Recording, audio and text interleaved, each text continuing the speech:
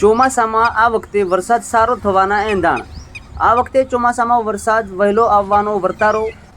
ટીંટોળીએ વહેલા ઈંડા મૂક્યા। ખેડૂતોના અનુમાન મુજબ ખેતર ખાલી થયા બાદ ટીંટોળી ઈંડા મૂકતી હોય છે, પરંતુ ચોમાસાની ઋતુ શરૂ થયા બાદ બચ્ચાનો જન્મ થાય છે। કમાલપુર ગામમાં ટીંટોળીના બચ્ચા ખેતરમાં રમતા જોવા મળ્યા, તેથી અનુમાન લગાવી શકાય છે કે આ વખતે ચોમાસું વહેલું અને ચોમાસું સારું શરૂ થશે। ટીંટોળી વહેલા ઈંડા મૂકે તો વરસાદ વહેલો આવવાનું ખેડૂતોનું અનુમાન છે।